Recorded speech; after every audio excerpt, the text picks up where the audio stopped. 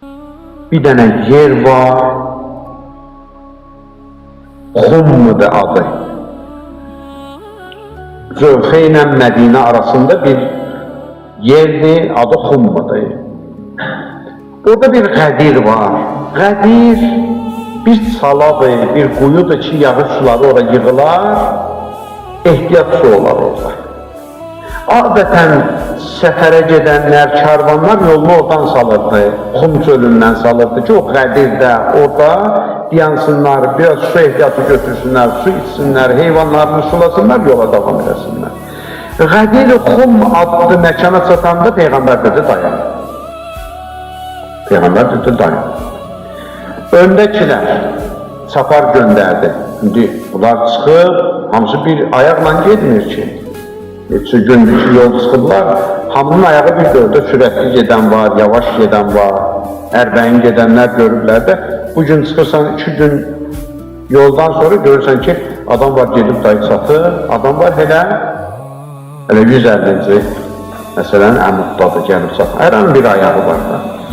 Peyğəmbər Əkrəm atdı göndərdi ki, o qabaqçıları gün dayansınlar, qayıtsınlar, gəlsinlər.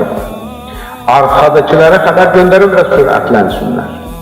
Gəldilər, Zilhiccə ayının 18, Peyğəmbər Əkrəm zöhr namazını qıldı. Atların yəhərlərindən rəvayətdə var ya, dəvələrin yəhərlərindən biri hündür bir yer düzəltdilər ki, Peyğəmbər Əkrəm çıxı orada xütbə oxuyur. Dedi, sizin özünüzdən üstün mövla, vilayəti üzərinizdə olan, haqqı hüquqlar üzərinizdə olan şəxs kimdir? Dedilər, təbii ki, Allah yolu Rasulü. Sənin haqqın bizim üzərimizdə, ixtiyaratın bizim üzərimizdə, vilayətin bizim üzərimizdə, bizim özümüzdən özümüzə toplayın. Əziz Peyğəmbərimiz bu sözləri onlardan alandan sonra dedi, mən kuntu mövla fəaliyyum Allah. O zaman ki deyirsiniz ki, mən sizin mövlavızam, pəs məndən sonra da sizin üzərinizdə mövla əlin qaldırdı, orada insanların qabağında göstərdi. Əli ibn Əbi Talib. Mən kimin ağasıyamsa Əli idi onun ağası.